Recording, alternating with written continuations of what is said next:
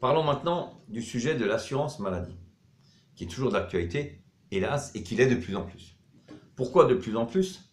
Pour la bonne et simple raison, je l'ai déjà évoqué la dernière fois, mais ça se confirme, que d'une part, la CPAM a recensé très laborieusement et très longuement tous les formulaires E106 qui lui ont été adressés, et actuellement, des frontaliers qui attendent depuis des semaines que leur formulaire E106 soit validé et qu'ils perçoivent leur carte vitale frontalier, donc sur la base du régime local. Et le formulaire E106, c'est un passeport qui prouve que vous êtes bien assuré en Suisse, un passeport officiel de force supranationale qui a été établi dans les conventions que la France a signées. Donc si la Suisse vous délivre ce passeport, c'est qu'il est valable, valide, et qu'il ait un effet, comme il se doit, positif en France. Si la France ne reconnaît pas ce document, et qu'elle estime que ce document n'a aucune valeur, il me semble tout à fait évident que la France s'adresse aux autorités suisses et qu'elles expliquent aux autorités suisses qu'elles ne peuvent valider ce document et qu'elles donnent des raisons réelles aux autorités suisses pour lesquelles elles refusent de valider ce document. Je constate simplement une chose, du mois de mars jusqu'à ce jour, des mois et des mois se sont écoulés, ils se sont rencontrés courant mai, il n'y a rien eu, en tout cas rien, le sujet de la validité ou non du formulaire E106 ou le sujet, le fait que les frontaliers puissent, en toute légalité, avec l'acceptation des autorités suisses, pour ceux qui n'avaient jamais fait valoir leur droit d'option, puissent demander à ne pas bénéficier de la dérogation de l'obligation de s'assurer en Suisse au niveau de l'assurance maladie, tous ces gens-là peuvent, sans problème, donc, et ont obtenu l'autorisation, sont assurés maintenant en Suisse. Alors, la ministre des Affaires sociales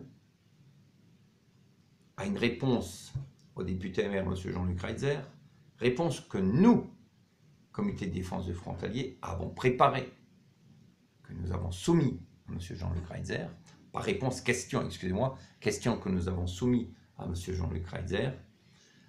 Cette réponse qui lui a été donnée, vous pouvez la visionner, il suffit de rentrer sur notre site et de voir par quels moyens, ainsi que la question. Cette réponse, pour moi, est très paradoxale et très contradictoire. Contradictoire pourquoi? La ministre reconnaît à 2 reprises qu'effectivement, les travailleurs frontaliers rencontrent un problème. Elle reconnaît qu'il y a une double cotisation, mais elle explique que cette double cotisation est due à une erreur de certains cantons suisses qui auraient commis une erreur et que de ce fait, la France ne peut pas accepter les conséquences de cette erreur et qu'ainsi, les frontaliers qui se sont assurés en France auraient, par le simple fait d'avoir souscrit un contrat d'assurance en France, auraient fait valoir leur droit d'option. Il me semble que soit la ministre ignore totalement les modalités qui sont fixées clairement par le comité mixte, les modalités qui sont dans les textes d'application. Je pense qu'elle ignore ou qu'elle occulte la situation. Pourquoi? Il faut simplement, c'est marqué en toutes lettres, et sur diverses correspondances que les États se sont échangées. Pour faire valoir le droit d'option, le frontalier a une obligation, et il ne peut pas y couper, elle est prévue, elle est écrite, d'adresser à la Suisse une demande dans laquelle il explique que soit il veut déroger à l'obligation communautaire de devoir souscrire une assurance maladie dans son pays d'activité, en faveur de la France à ce moment-là, ou à ce moment-là, il demande à bénéficier de l'assurance, la loi sur l'assurance maladie, en Suisse, et il se soumet donc au droit communautaire tel qu'il est prévu, sans faire valoir la dérogation. Si parce que la France, la Suisse, quand ces gens ont pris leur activité, ou parce que par erreur d'interprétation de l'un ou l'autre canton, on a estimé que le simple fait qu'il ait souscrit une assurance en France, il aurait ainsi fait valoir son droit d'option, cette erreur-là, que commet maintenant la ministre commet la même erreur. Cette erreur-là, il est clair et évident que le tribunal fédéral, non pas, le juge n'a pas conclu en fonction de ses convictions intimes, il a simplement conclu, et c'est marqué dans le jugement, en rappelant les textes et les modalités qui sont prévues s'agissant du droit d'option. Et il explique clairement qu'en aucun cas, un droit d'option ne peut être enregistré simplement sous forme tacite. C'est-à-dire que l'un ou l'autre pays ou l'une ou l'autre administration peut estimer que tacitement le frontalier aurait fait valoir son choix. Donc la ministre, en l'occurrence, commet exactement la même erreur qui a été commise en Suisse. Le problème qui se pose, si la ministre estime effectivement que le fait d'avoir souscrit une assurance maladie en France, s'il estime que cela est juste, depuis le mois de mars, date à laquelle le tribunal fédéral a donné son avis jusqu'à ce jour, la France aurait largement eu le temps, mais largement eu le temps, d'interpeller les autorités suisses, je pense qu'elle l'a fait mais sans effet, ou alors de demander l'arbitrage, comme la ministre précise, du comité mixte. Je ne comprends pas que depuis des mois et des mois, on prend les frontaliers en otage, on nous harcèle, en nous envoyant devant les tribunaux français, alors que la solution ne viendra jamais des tribunaux français, à mon humble avis, mais la solution est toute simple. Il y a effectivement un comité mixte qui est chargé d'arbitrer, et la France, il suffit que la France fasse appel à ce comité mixte.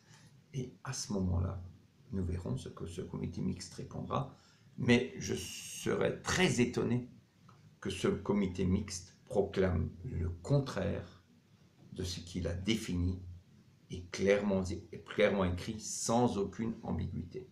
Pourquoi aucune ambiguïté? Puisqu'il est inscrit dans le même texte que si le travailleur frontalier, dans un délai de 3 mois, soit à partir du 1er juin 2002 ou plus tard, s'il a commencé son activité plus tard en Suisse, si dans un délai de 3 mois, il n'a pas demandé en Suisse de bénéficier d'une dérogation de l'obligation de s'assurer en Suisse, il est obligatoirement soumis à l'assurance LAMAL en Suisse. Qu'il ait, oui ou non, fait valoir, s'il n'a pas fait valoir son droit d'option, c'est une obligation. Il est même prévu que la Suisse peut appliquer des pénalités de retard, sauf qu'en l'occurrence, ces pénalités de retard ne pourront pas être appliquées, puisque ce ne sont pas les frontaliers qui ont commis une erreur, c'est simplement au niveau de certains cantons qu'il y a eu une erreur d'interprétation. On ne peut pas leur en vouloir. Je le répète aussi, ces cantons simplement pensaient que administrativement, ça leur économiserait beaucoup de travail de ne pas devoir, disons, classer toutes ces demandes, comme l'ont fait beaucoup d'autres cantons, et je citerai entre autres le canton d'Argovie, qui, et ça c'est très important aussi, la Suisse respecte toujours encore les accords qu'elle a signés. La Suisse vérifie d'abord si le frontalier a oui ou non fait valoir son droit d'option, et nombreux sont les frontaliers, que ce soit du côté de Genève ou par exemple du canton d'Argovie, qui ont oublié qu'un jour ils ont signé un document, et les autorités cantonales de ces divers cantons leur adressent une copie du document qu'ils ont signé, daté et signé. Ils sont très conservateurs, et donc ils ont de l'ordre, ils classent et ils prouvent qu'effectivement le frontalier fait valoir son droit d'option, et à ce moment-là, il n'y a plus de possibilité, effectivement, sauf les mesures qui sont prévues, les quelques mesures exceptionnelles de sortir. Donc je me répète, pourquoi je me répète? Simplement parce que si un jour vous avez des gens de la CPAM au bout du fil qui vous expliquent autre chose, vous pourrez simplement leur dire que ce qu'ils vous expliquent est erroné. Et ça ne sert à rien que je vous l'explique par le biais d'un film. Vous me direz, ça n'avance pas les choses, ça fait trop longtemps que j'explique. Donc nous étions hier, pour la première fois, devant un tribunal des affaires de sécurité sociale à Mulhouse pour traiter le référé qui a été déposé concernant un cas de travailleur frontalier. Pour nous, c'était très important de déposer ce référé, ça concerne 7 personnes, mais ça nous permet simplement d'y voir beaucoup plus clair avant que le problème de fond soit traité. Donc, hier, ce cas a été plaidé.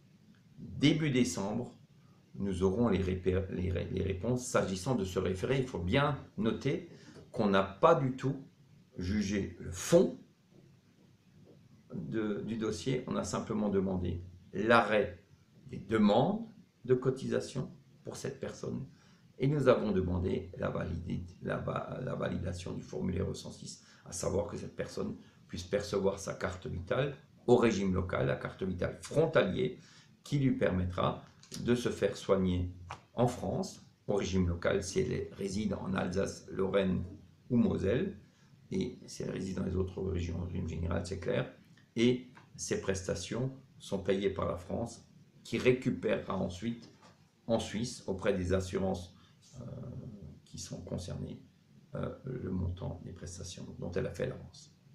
Donc voilà ce que nous avons demandé. S'agissant de la première demande, il apparaît que la CPAM explique et l'URSSAF explique au juge qu'à ce jour, elle a cessé de demander à cette personne de payer ses cotisations. C'est très paradoxal. Elle explique simplement au juge qu'il n'y a plus du tout d'urgence, puisque cette personne, on lui demande en ce moment, on lui demande plus rien. C'est quand même très paradoxal. Pourquoi?